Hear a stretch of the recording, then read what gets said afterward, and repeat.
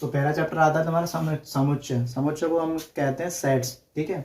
अब सेट होता क्या है, मतलब बेसिकली कलेक्शन होता है किसी भी चीज़ का। जैसे हमने मान लिया क्रिकेट की टीम, ठीक है, तो क्रिकेट की टीम में क्या होता है कि 11 बंदे होते हैं, ठीक है, वो क्या होता है कलेक्शन होता है। और दूसरा एग्जांपल ले सकते हैं हम लोग कि किसी भी क्लास के जो बच्चे होते हैं उसको भी हम क्या कहते हैं, समुच्चय कहलाता है, ठीक है। अब समुच्चय को रिप्रेजेंट कैसे करते हैं, ठीक है, मतलब समुच्चय को रिप्रेजेंट कैसे करते हैं, जैसे तुम्हारी A B C D X Y Z, ये क्या होता है समुच्चय को रिप्रेजेंट करने का तरीका होता है, ठीक है। तो अगर तुम्हें कहीं भी दिख रहा है ना ए बी सी डी, मतलब बड़ी ए बी सी डी दिख रही है, कैपिटल लेटर दिख रहे हैं क्या, तो वहाँ उसको क्या समझते हैं हम लोग, सेट बोलते हैं, ठीक है। अगर तुम्हें मिल रहा है ना कि ए इक्वल टू ऐसे लिख रहा हो, जैसे ए बी सी डी, ठीक है, अगर ऐसे मिलता है तुम्हें तो ये क्या होगा, ये होगा हमारा समुच्चय, मतलब सेट होगा। और जो ए बी सी डी ये क्या होंगे, ए सेट के मतलब ए समुच्चय के ये होंगे अवयव, ठीक है, जो जिसके अंदर होते हैं ना वो कहलाते हैं अवयव, ठीक है। अब अवयव और इसमें डिफरेंस आपको दिख रहा होगा, ठीक है। अब अवयव और इसमें डिफरेंस दिख रहा होगा क्योंकि हम क्या करते हैं कि अवयव जो होता है उसको हम स्मॉल लेटर से रिप्रेजेंट करते हैं, ठीक है। तो स्मॉल लेटर मतलब ए छोटी जो एबीसीडी आती है ना उससे रिप्रेजेंट करते हैं, और हमेशा जो सेट होता है जो समुच्चय होता है हमेशा कैपिटल लेटर से ही रिप्रेजेंट किया जाता है, ठीक है, ठीक है। तो ये हमने देखा कि अवयव होता है, और ये जो होता है ना इसको बोलते हैं मजला कोष्ठक, ठीक है। ये जो होता है इसके अंदर लिखा जाता है अवयव, ठीक है।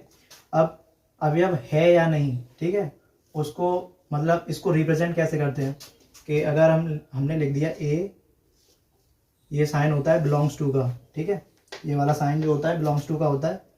अगर हमने ऐसे लिख दिया तो इसका मतलब क्या है कि जो ए है ना, ए अवयव है सेट ए का, मतलब ए अवयव है समुच्चय ए का, ठीक है।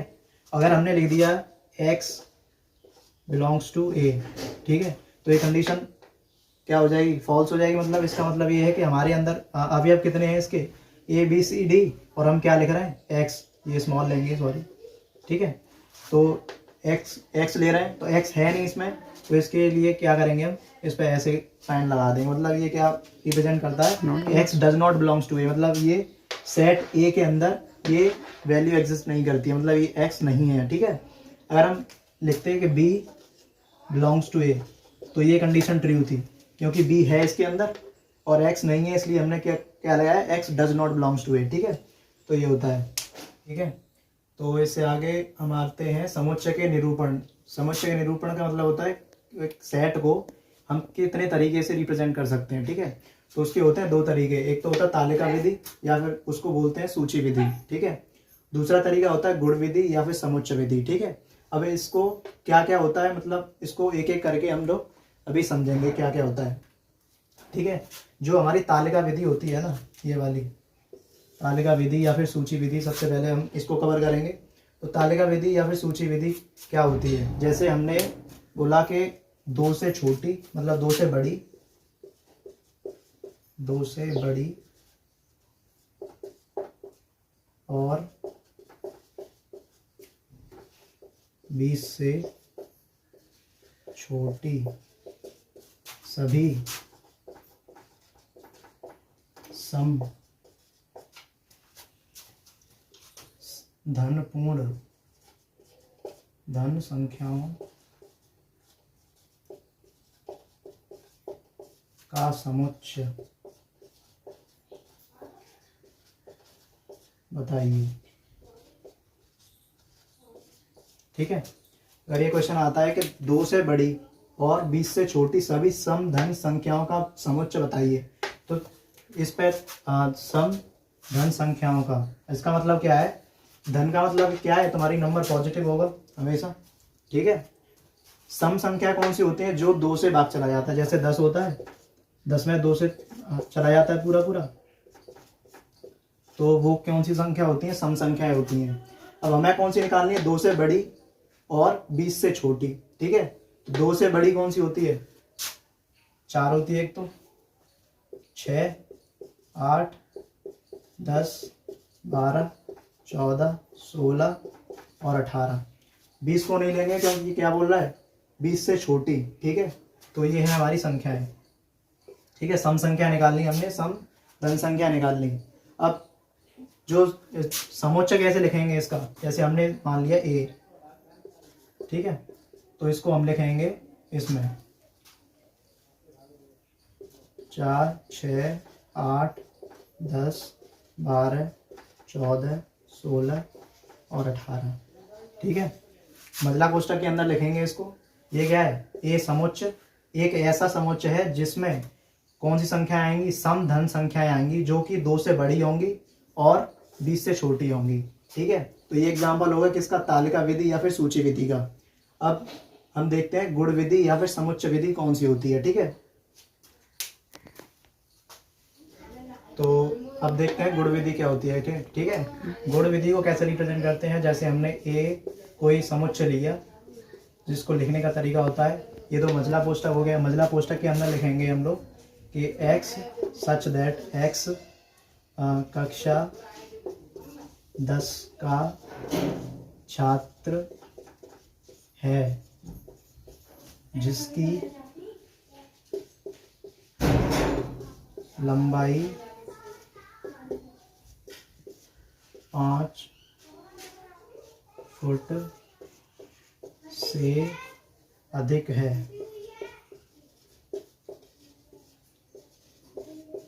ठीक है, तो ये क्या होगा, तुम्हारा गुण विधि होगी। गुण विधि को लिखने का तरीका होता है ये। ठीक है, अब कक्षा 10 के ऐसे छात्र निकालने हैं जिसकी लंबाई क्या होगी, 5 फीट से अधिक होगी। मतलब हो सकता है क्लास में 50 बच्चे होंगे। ठीक है, तो 50 में से जो 5 फीट के जो ज़्यादा बच्चे होंगे, जैसे 10 बच्चे आ गए, ठीक है, तो वो आ जाएंगे इसके समुच्च की वैल्यू जो होगी वो उतने बच्चे आ जाएंगे। ठीक है, तो ये होता है तुम्हारा गुण विधि, वो हो गया। ठीक है, ऐसे करते हैं गुण विधि।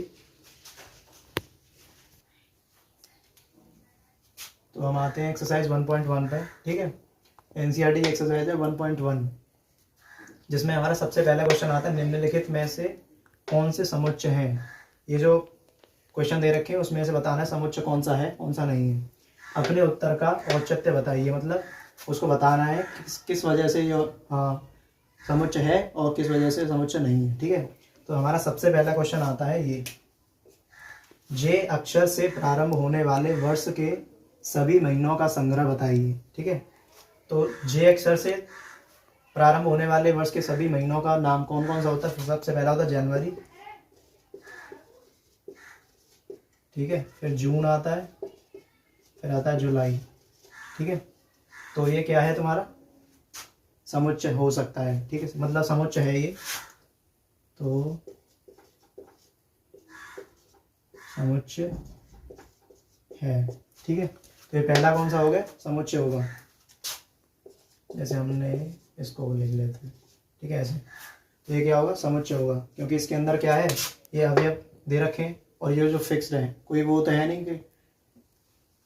अब दूसरा है भारत के 10 सबसे अधिक प्रतिभाशाली लेखकों का संग्रह। ठीक है, अब इसमें देखो सबसे अधिक प्रतिभाशाली। ठीक है, अब प्रतिभाशाली, सबसे अधिक प्रतिभाशाली की कोई भी डेफिनेशन नहीं होती है। ठीक है, इसलिए हम क्या कर सकते हैं, इसको डिफाइन ही नहीं कर सकते, तो इसकी वजह से क्या होगा, ये समुच्च नहीं होगा, समुच्च नहीं है। ठीक है, तो दूसरा वाला क्या होगा, समुच्च नहीं होगा। ऐसे तीसरे वाले की बात करते हैं, तो विश्व के सर्वश्रेष्ठ 11 बल्लेबाजों का संग्रह।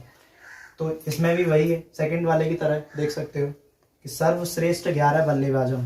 ठीक है, हो सकता है कि 11 मेरी नज़र में कोई और हो सकता है आपकी नज़र में कोई और हो। ठीक है, तो मतलब एक पर्टिकुलर पर्सन नहीं कह सकते कि वो 11 सर्वश्रेष्ठ होंगे। ठीक है, तो इसकी वजह से ये भी समुच्च नहीं होगा।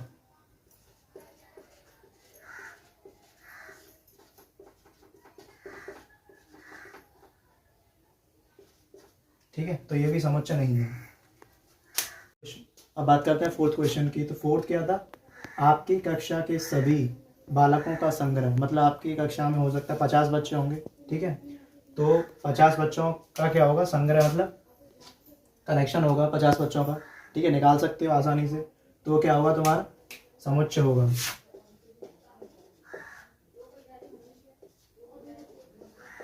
ठीक है, 100 से कम सभी प्राकृत संख्याओं का संग्रह। 100 से कम सभी प्राकृत संख्या कौन कौन सी होती है? 99, 98, ठीक है, जो वन से लेकर के 99 तक सारी क्या होंगी? प्राकृत संख्याएं होती हैं। ठीक है, उनको निकाल सकते हो। तो ये भी क्या होगा? तुम्हारा समुच्चय होगा। ठीक है, लेखक प्रेमचंद द्वारा लिखित उपन्यासों का संग्रह।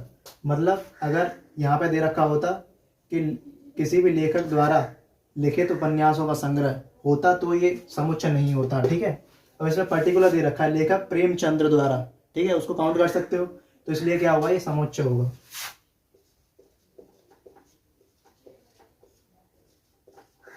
ठीक है, ये भी समुच्चय होगा। अब बात करते हैं 7th वाले की, सभी सम पूर्णांकों का संग्रह। सभी सम पूर्णांकों का संग्रह। सम कौन कौन सी पूर्णांक होते हैं? जैसे जो कि ऐसे नंबर होते हैं जो कि 2 से भाग चला जाता है। ठीक है, जैसे 2, 4, 6, 8, 10। ठीक है, बहुत सारे हो सकते हैं। ठीक है, तो ये भी क्या है? तुम्हारा एक समुच्चय बनता है। ठीक है,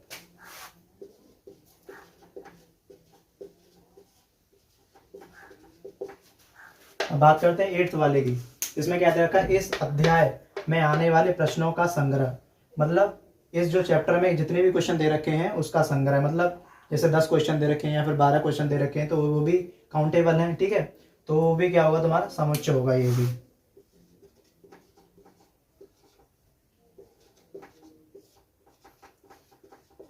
ठीक है, अब ये है लास्ट क्वेश्चन। ठीक है, विश्व के सबसे अधिक खतरनाक जानवरों का संग्रह। इससे पहले भी एक क्वेश्चन किया था कि सबसे प्रतिभाशाली। ठीक है, तो वो भी हमने क्या किया था? समुच्चय नहीं होगा क्योंकि उसकी कोई डेफिनेशन नहीं है। ऐसे ही इसमें है सबसे अधिक खतरनाक, तो इसकी भी कोई मतलब कोई पर्टिकुलर डेफिनेशन नहीं है कि सबसे खतरनाक कौन सा हो सकता है। ठीक है, तो इसलिए क्या होगा? ये समुच्चय नहीं होगा।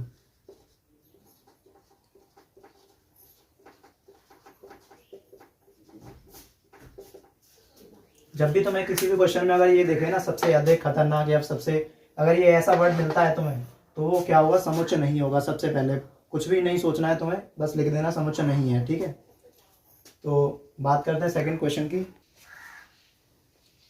क्वेश्चन नंबर 2 पढ़ते हैं। मान लीजिए ए बराबर 1 2 3 4 5 दे रखा है। ठीक है, ये क्या दे रखा है? समुच्चय दे रखा है जिसके अंदर तुम्हारे क्या दे रखे हैं? अवयव दे रखे हैं 1 2 3 4 5। ठीक है, रिक्त स्थानों में उपयुक्त प्रतीक ये बिलोंग्स टू अथवा डज नॉट बिलोंग्स टू भरिए। ठीक है, अभी हमने सीखा था कि बिलोंग्स कब लगता है और ये क्या कब लगता है। ठीक है, तो उसी के अकॉर्डिंग हम लोग इसको भरेंगे। ठीक है, अगर हमारी वैल्यू जैसे 5 है। ठीक है, पहला दे रखा है 5 और ये थोड़ा स्पेस दे रखा है और ए। ठीक है, इसमें चेक करेंगे 5 है या नहीं। ठीक है, 5 है। अगर इसमें मिल जाती है ये वैल्यू, अगर ये वैल्यू तुम्हें इसके अंदर मिल जाती है। ठीक है, मतलब अवयव में मिल जाती है, तो यहाँ पर कौन सा साइन आएगा? Belongs to. और अगर ये वैल्यू, ये वाली लेफ्ट वाली वैल्यू अगर इसमें नहीं मिलती है तो कौन सा साइन आने वाला होगा? ये डज नॉट बिलोंग्स टू। इसका मतलब क्या है? बिलोंग्स टू तब आता है जब इसके अंदर ये वैल्यू होती है। ठीक है, और डज नॉट बिलोंग्स टू जब आता है जब ये वैल्यू तुम्हारी इसके अंदर नहीं मिलती है। अगर सेट के अंदर ये वैल्यू नहीं होगी तो डज नॉट बिलोंग्स टू वाला साइन आएगा। ठीक है, सिंपल फंडा है। और दूसरा क्या कह रहा है? 8। तो 8 को चेक करेंगे, 8 है इसमें? नहीं है, क्योंकि 1 2 3 4 है, 4 5 है। ठीक है, तो 8 तो है नहीं इसमें, तो इसमें क्या आएगा? Does not belongs to. ठीक है, बहुत ही सिंपल है। थर्ड वाला क्या है? 0 चेक करेंगे, 0 है इसमें के अंदर? नहीं है 0, तो 0 भी नहीं है, तो इसमें क्या आएगा? Does not belongs to A. ठीक है, ये क्या है हमारा यहाँ पर? समुच्चय मतलब सेट है। ठीक है, अब फोर्थ की बात करते हैं तो 4 है इसमें? है, ये रहा 4, तो इसके अंदर क्या आएगा? Belongs to A. ठीक है, अब 2 है, 2 भी है, तो इसमें भी बिलोंग्स टू आ जाएगा। अब बात करते हैं 10 की, तो 10 इसके अंदर है नहीं, क्योंकि 1 2 3 4 5 भी है। ठीक है, 10 तो है नहीं, तो इसका मतलब क्या हुआ? ये इसके अंदर नहीं है। अगर इसके अंदर नहीं है तो डज नॉट बिलोंग्स टू वाला साइन आ जाएगा। ठीक है, तो थर्ड क्वेश्चन दे रखा है रोस्टर फॉर्म में लिखना। मतलब आपको एक गुण विधि में दे रखा हो, उसको किस में करना है? रोस्टर फॉर्म में। रोस्टर फॉर्म का मतलब होता है जैसे तुम्हें कोई सेट दे रखा है ए, उसके अंदर ऐसे करके 1 2 3 और 4, मतलब इस रूप में लिखना है। ठीक है, इसको इस रूप में लिखना है। ठीक है, तो बात करते हैं पहले की, a equal to x such that x एक पूर्णांक है और -3 से लेकर के मतलब 7 के बीच में पड़ता है। ठीक है, तो पूर्णांक का मतलब क्या होता है, कोई भी नंबर होता है जैसे जिसको हम नंबर लाइन पे रिप्रेजेंट कर सकते हैं, जैसे ये 0 होता है और राइट वाली वैल्यू और लेफ्ट वाली वैल्यू, ठीक है, वो होती है पूर्णांक वैल्यू, पूर्णांक संख्या। ठीक है, अब ये क्या बोल रहा है, -3 और 7 के बीच में होनी चाहिए। तो -3 कहाँ पड़ेगा, ये हो गया -1, ये हो गया -2 और ये हो गया -3। ठीक है, और ये कहीं 7 होगा यहाँ पर, क्योंकि पॉजिटिव राइट साइड में आते हैं। ठीक, तो ये क्या कह रहा है, -3 और 7 के बीच में होना चाहिए। तो -3 के बाद में वैल्यू आएंगी -2 से स्टार्ट होंगी और यहाँ पे 6 तक जाएंगी। ठीक है, तो -2 से लेकर के 6 तक जितनी भी वैल्यू आएंगी वो उसका आंसर होगा। ठीक है, अब इसको लिखेंगे कैसे वो देख लेते हैं। x इक्वल टू, ये मजला कोष्टक के अंदर लिखा जाएंगे, ये क्या होंगे, इसके अवयव होंगे। ठीक है, तो -2, -1, 0, 1, 2, 3, 4, 5 एंड 6। ठीक है, ये होगा पहले का आंसर। नंबर लाइन की हेल्प से अगर समझते हो तो बहुत आसान होगा। ठीक है, अब बात करते हैं दूसरे वाले की, b equal to x such that x संख्या 6 से कम होनी चाहिए। एक प्राकृतिक संख्या है, तो प्राकृतिक संख्या कौन सी होती है, जो कि हमारी 1 से स्टार्ट होती है। 1 से लेकर के कितनी भी चली जा सकती हैं, 1000, लाख, करोड़, कितनी भी हो सकती हैं। ठीक है, जो कि 1 से स्टार्ट होती हैं वो होती है तुम्हारी प्राकृतिक संख्या। अब ये बोल क्या रहा है, x संख्या 6 से कम, तो 6 से कम कौन सी नंबर होते हैं, 1 होता है, 2, 3, 4, 5। ठीक है, तो ये हो गई तुम्हारी 6 से कम की प्राकृतिक संख्या। तो इसको लिखने का तरीका देख लो, सेट का नाम दे रखा है तो मैं b, तो मजला पोस्टर के अंदर लिख देंगे इसको। ठीक है, ये हो गया तुम्हारा आंसर 1, 2, 3, 4, 5। ठीक है, ये हो गया इसका दूसरे वाले का आंसर।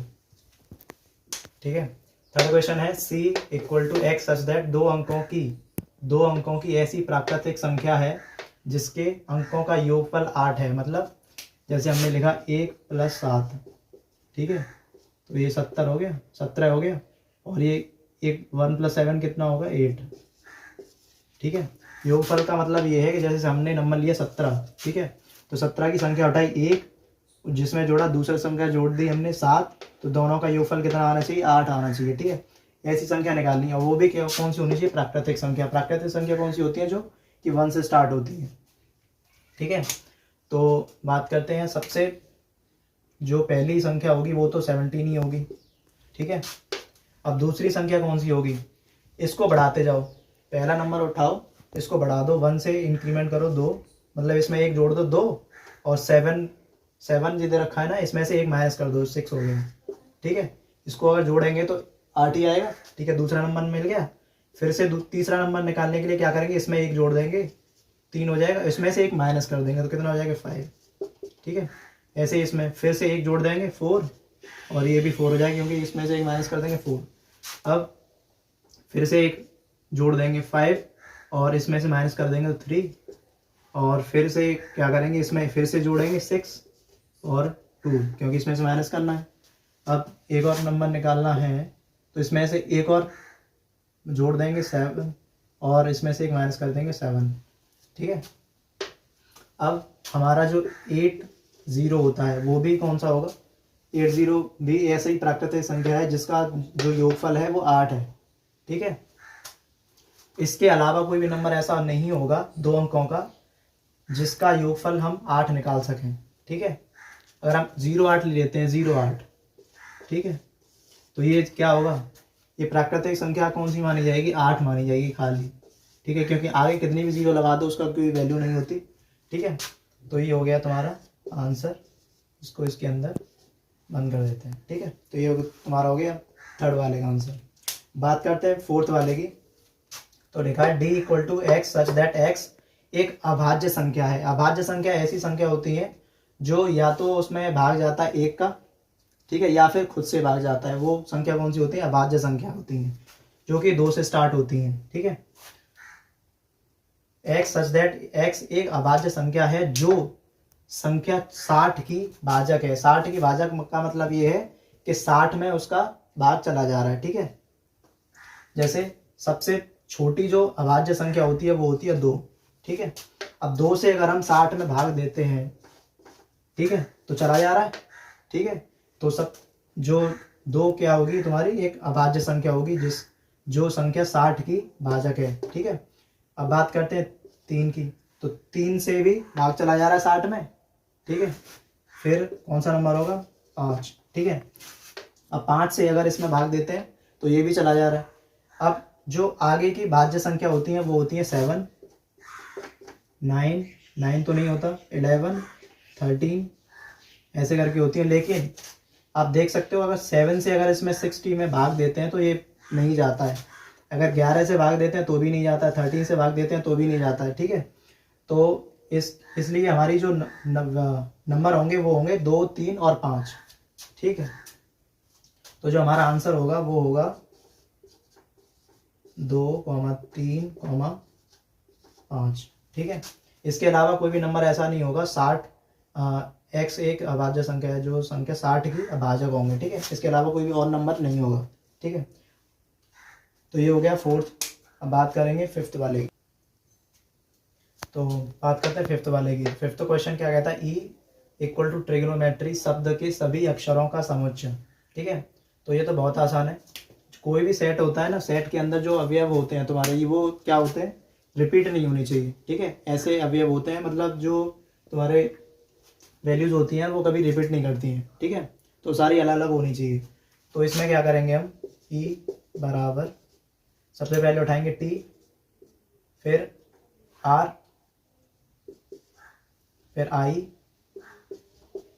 फिर G, फिर O, ठीक है। अब N, अब जैसे ही इस O पर आएंगे तो वो हम पहले ले चुके हैं, ठीक है, तो इस O को स्किप कर देंगे। फिर M के बाद में E, फिर आएगी T, जो कि T हम पहले ले चुके हैं यहाँ पे, तो T को नहीं लेंगे। फिर आएगी R को भी हम पहले ले चुके हैं, ये रही, ठीक है। अब आती है Y, तो Y को ले लेंगे, ठीक है। तो ये हो चुका है इसका E वाले 5th वाले का। अब बात करते हैं 5th वाला, वो 6th वाला। 5th जैसा ही सिमिलर है, बिल्कुल एक जैसा ही है। F बराबर बेटर शब्द के सभी अक्षरों का समुच्चय बताइए, ठीक है।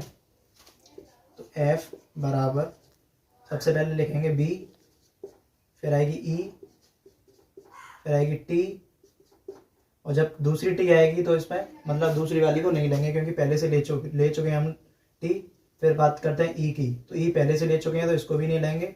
अब आएगी R हमने ली नहीं है इसलिए हम R को ले लेंगे। तो ये हो गया तुम्हारा 6th वाला, ठीक है। तो बात करते हैं क्वेश्चन नंबर 4th की। क्वेश्चन नंबर 4th क्या कहता है? निम्नलिखित समुच्चयों को समुच्चय निर्माण रूप में लिखिए। तो मैं एक समुच्चय दे रखे होंगे, ठीक है, ऑलरेडी दे रखे हैं समुच्चय। उनको क्या करना है? समुच्चय निर्माण रूप में लिखना है, ठीक है।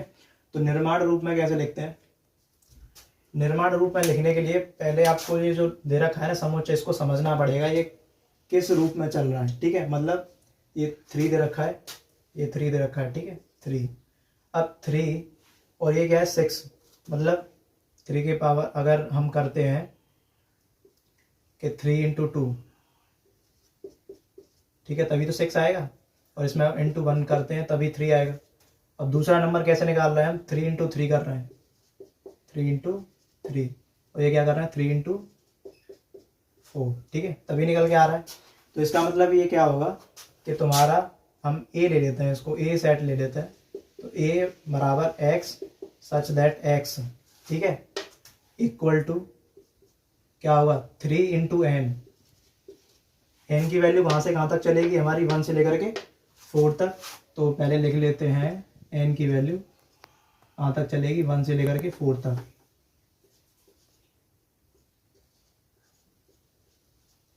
ठीक है, 1 से लेकर के 4 तक चलेगी।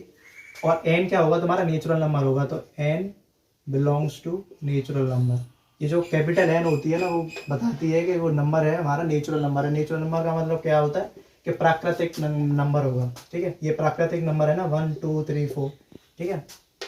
तो ये हो गया इसका आंसर। अब दूसरा समझते हैं। दूसरे में क्या दे रखा है? 2, 4, 8, 16 and 32।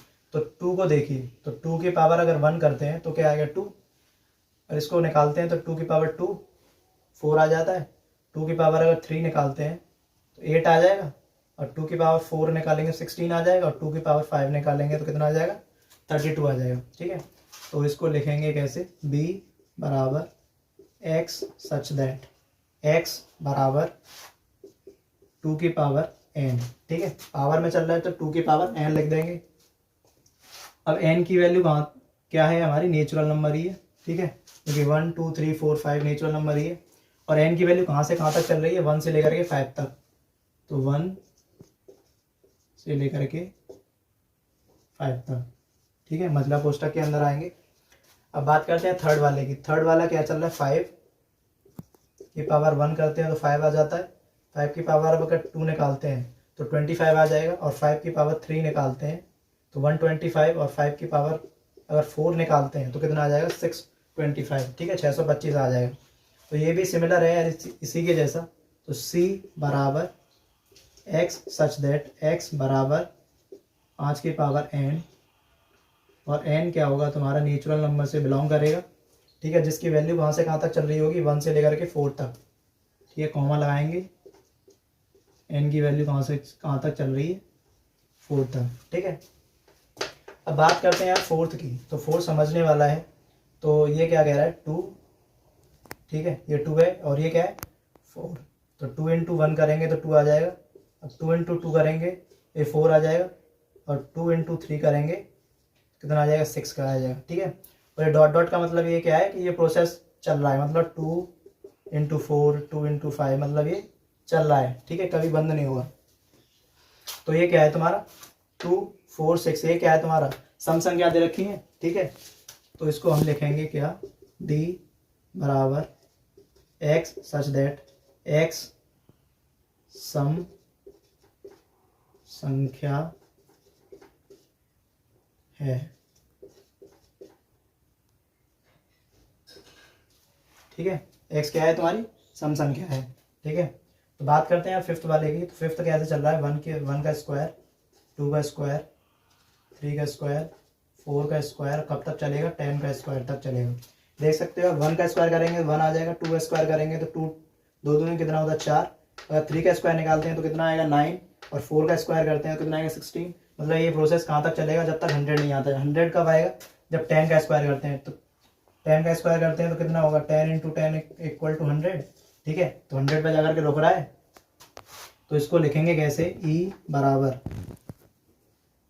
x such that x equal to n square. ठीक है, जहाँ पर तुम्हारी n क्या हुआ, बिलोंग करेगी नेचुरल नंबर को, और जो n की वैल्यू होगी वो कहाँ से कहाँ तक चलेगी, 1 से लेकर के 10 तक चलेगी, 1 से लेकर के 10 तक चलेगी। ठीक है, और हाँ यार ये सम संख्या नहीं, सम प्राकृतिक संख्या होगी। ठीक है, क्योंकि प्राकृतिक संख्या होती है ना, क्योंकि नेगेटिव में नहीं दे रखा और ना 0 दे रखा है। ठीक है, तो ये क्या दे रखा है, प्राकृतिक संख्या दे रखी है, तो ये हो गया। ठीक है, तो ये था क्वेश्चन नंबर 4। क्वेश्चन नंबर 5, निम्नलिखित सदस्यों के सभी अवयवों सदस्यों को सूचीबद्ध कीजिए। ठीक है, तो बात करते हैं यार फर्स्ट क्वेश्चन की। तो फिफ्थ की फर्स्ट क्वेश्चन की बात करते हैं। तो ये बोल रहा है a equal to x such that x एक विषम प्राकृतिक संख्या है। तो विषम प्राकृतिक संख्या समझनी पड़ेगी पहले। तो विषम प्राकृतिक संख्या होती कौन सी है, विषम प्राकृतिक संख्या ऐसी संख्या होती है जिसमें 2 से भाग पूरा नहीं जाता। मैं पॉइंट की बात नहीं कर रहा हूँ, पॉइंट में आंसर नहीं आना चाहिए। जैसे हमारी सबसे छोटी संख्या होती है 1। ठीक है, प्राकृतिक संख्या की बात चल रही है तो नेगेटिव में तो हो नहीं सकता। ठीक है, तो 1 हो गया, फिर आएगा उसके बाद में 3, फिर आएगा 5, फिर 7, फिर 9, फिर 11, फिर 12, 13 एंड 15 एंड सो ऑन। ठीक है, बहुत सारे नंबर हो सकते हैं जो कि विषम प्राकृतिक संख्या होती हैं। ठीक है, लेकिन हमारा जो आंसर होगा वो हमारा इसके मतलब इसको पूरा तो लिख नहीं सकते। ठीक है, ये तो बहुत सारे नंबर हो सकते हैं। तो इसको लिखने का तरीका होता है a इक्वल टू, इसको लिखेंगे हम लोग 1 3 5 7 एंड सो ऑन। ठीक है, आप इसमें 1-2 नंबर और ऐड कर सकते हो, 7 के बाद 9 भी लिख सकते हो, 11 भी लिख सकते हो। ठीक है, फिर उसके बाद में पॉइंट कर देना। तो इसका आंसर हो जाएगा। बात करते हैं सेकंड क्वेश्चन की। तो सेकंड क्वेश्चन क्या कह रहा है, B equal to x such that x एक पूर्णांक है जो कि कहाँ से कहाँ तक लाई करना चाहिए, माइनस का 1/2 से लेकर के 9/2 के बीच में लाई करना चाहिए। ठीक है, तो नंबर लाइन ड्रॉ करते हैं। तो नंबर लाइन की जो लेफ्ट साइड में जो भी होती हैं वैल्यू वो माइनस में होती हैं, हमें पता है। ठीक है, और जो राइट साइड में होती हैं वो हमारी हमेशा पॉजिटिव वैल्यूज होती हैं। तो ये हो गया 1 2 3 4 और ये होगी -1 -2 एंड -3। अब बात करते हैं माइनस का 1/2। तो माइनस का 1/2 कहाँ पर लाई करेगा, यहाँ पर, ये 0 है तो यहाँ पर कहीं माइनस का 1/2 होगा। ठीक है, और 9/2 का मतलब क्या है, 4.5। 4.5 का मतलब क्या है कि 4 से ऊपर जाएगा, यहाँ पर कहीं आएगा, जैसे ये 5 है तो यहाँ पर होगा 9/2। ठीक है, तो x की वैल्यू क्या है, इसके बीच में लाई करती है, जिसके बीच में कौन कौन से नंबर हैं, 0 1 2 3 4। ठीक है, तो जो हमारा आंसर होगा वो क्या होगा, 0 1 2 3 एंड 4। ठीक है, ये होगा हमारा आंसर। अब बात करते हैं थर्ड क्वेश्चन की। तो थर्ड क्या कहता है, c equal to x such that x एक पूर्णांक है। ठीक है, पूर्णांक है जो कि क्या है, x² less than equal to 4। इस कंडीशन को मतलब ये कंडीशन सेटिस्फाई होनी चाहिए। तो इसी पर चेक कर लेते हैं। अगर हम x की वैल्यू 0 रखते हैं, x की वैल्यू अगर हमने 0 ले ली तो 0 का स्क्वायर करेंगे तो 0 ही रहेगा। ठीक है, फिर भी कंडीशन ट्रू है, मतलब ये छोटी हो सकती है या फिर इक्वल हो सकती है। x की वैल्यू अगर 1 लेते हैं, ठीक है, अगर हमने 1 ले लिया 1, तो 1 का स्क्वायर करेंगे तो कितना आएगा, 1 ही आएगा, फिर भी ये कंडीशन ट्रू हो रही है। ठीक है, अगर 2 लेते हैं तो 2 का अगर स्क्वायर करते हैं, जैसे 2 का स्क्वायर किया, x का स्क्वायर है ना, तो ये है x की वैल्यू और स्क्वायर चल रहा है तो 2 का स्क्वायर करेंगे तो कितना आएगा, 4, और 4 is less than equal to 4। Condition फिर भी सही है, सेटिस्फाई हो रही है, कंडीशन ट्रू हो रही है। तो कंडीशन ट्रू हो रही है तो मतलब 2 भी हो गया हमारा। अब अगर 3 लेते हैं तो 3 का अगर स्क्वायर करते हैं कितना हो गया, 9।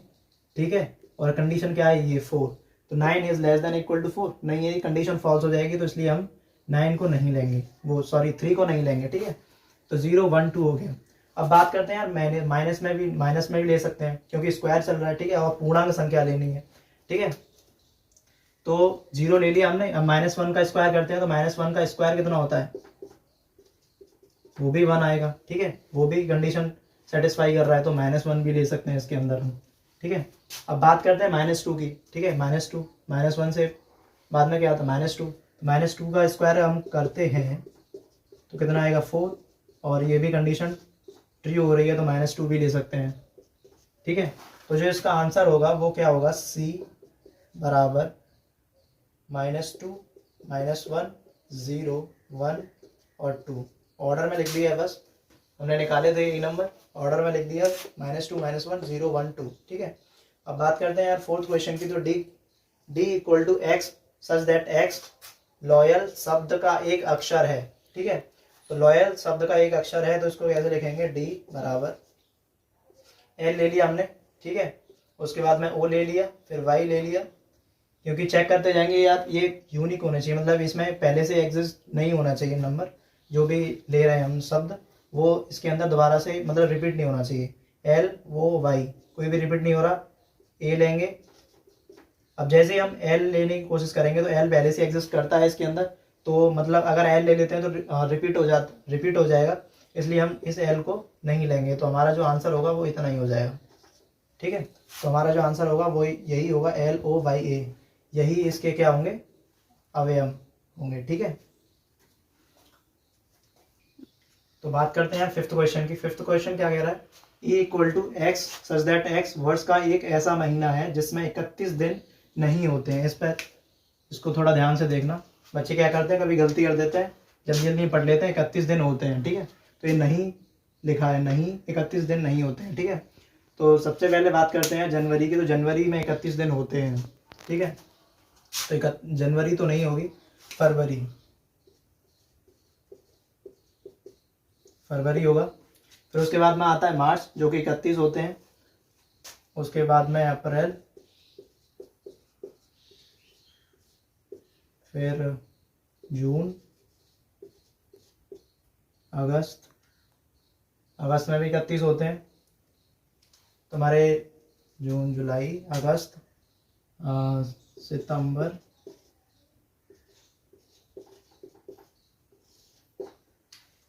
नवंबर,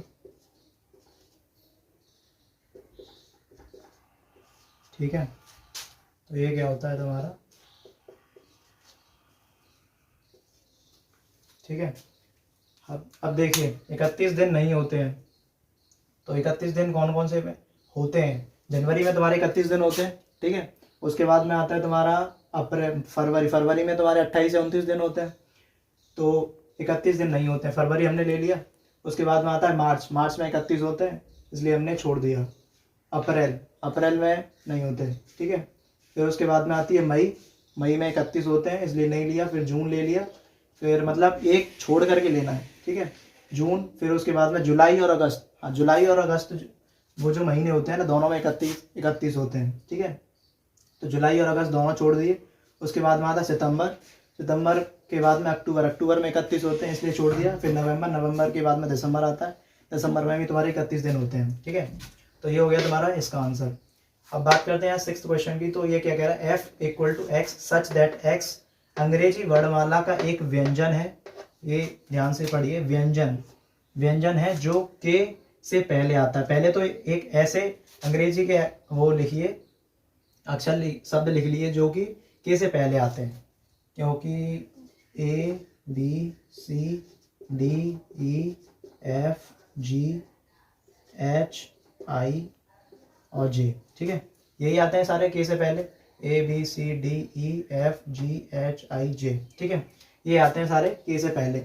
अब ये क्या बोल रहा है, व्यंजन होने चाहिए। व्यंजन का मतलब क्या है कि ना तो वो A E I O U इनमें से नहीं होना चाहिए, ठीक है। ये आ रहे हैं ना, इनको हटा दीजिए, ए इसको हटा दीजिए और ई को हटा दीजिए इसमें से, और आई को हटा दीजिए, बाकी जितने भी बचते हैं वो अपना आंसर होगा। तो इसको लिखेंगे F = B C D F G H और J, ठीक है, ये हो गया इसका आंसर।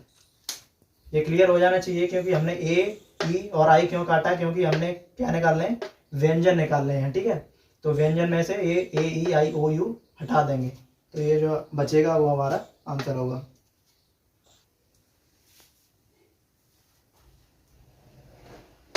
सिक्स्थ क्वेश्चन क्या है, सही मिलान करना है, ठीक है। तो इसमें लेफ्ट साइड में कुछ ऑप्शन दे रखे होंगे, राइट साइड में कुछ ऑप्शन दे रखे होंगे, ठीक है। तो हम इसको ना पढ़ के हम पढ़ेंगे राइट साइड वाले को, ठीक है, जिससे कि हम सॉल्यूशन निकाल लेंगे, ठीक है। तो पहला क्या दे रखा है, x सच दैट x एक अभाज्य संख्या है। अभाज्य संख्या कौन सी होती है, जो कि 2 से स्टार्ट होती है, पहली बात तो, ठीक है, जो कि मतलब खुद से डिवाइड होती है या फिर 1 से डिवाइड होती है। 2 होता है, फिर आता है 5 3, फिर होता है तुम्हारा 5, फिर होता है 7, फिर होता है तुम्हारा 11, ठीक है। तो ऐसे करके संख्या चलती है, ये होती है तुम्हारी अभाज्य संख्या। अब आगे बढ़ते हैं, x सच दैट x एक अभाज्य संख्या है और 6 की भाजक है। तो 6 की भाजक कौन सी है, एक तो 2 है और एक 3 है, ठीक है। तो हमारा आंसर क्या होगा, ये वाला, ठीक है। तो इसका ये हो गया। अब सेकंड क्वेश्चन पढ़ते हैं, x सच दैट x संख्या 10 से कम एक विषम प्राकृतिक संख्या है। तो विषम प्राकृतिक संख्या कौन सी होती है, 10 से कम होनी चाहिए। और विषम प्राकृतिक संख्या कौन सी होती है, जो कि मतलब 2 से भाग ना जा रहा हो, ठीक है। जैसे तुम्हारी 1 से स्टार्ट होती हैं, 1 होती है, 3 5 7 और 9, ये संख्या कौन सी है तुम्हारी, विषम प्राकृतिक संख्या है, जो कि 10 से कम, ठीक है। तो ये तुम्हारा आंसर ये रहा, 1 3 5 7 और 9, ठीक। थर्ड पढ़ते हैं, x सच दैट x एक प्राकृत संख्या है और 6 की भाजक है। तो प्राकृतिक संख्या है, ठीक है, प्राकृत संख्या के 1 से स्टार्ट होती है, ठीक है, कितनी भी हो सकती हैं, 1000 करोड़ लाख कितनी भी हो सकती हैं, ठीक है। तो 1 से स्टार्ट होती हैं, तो ये 1 से स्टार्ट हो रहा है और 6 की भाजक है, ठीक है। 6 की भाजक है मतलब क्या है कि 1 से अगर हम 6 में डिवाइड करते हैं तो पूरा चला जा रहा है, 2 से करते हैं वो भी पूरा चला जा रहा है, 3 से करते हैं वो भी, और 6 से 6 में तो चला ही जाता है, ठीक है। तो इसका ऑप्शन क्या हो गया, ये वाला। अब बचता है हमारे पास लास्ट वाला, और ये तो देख के तुम्हें लग ही रहा होगा मैथमेटिक्स लिखा हुआ है, तो यहाँ पे इसकी ये रखते हैं।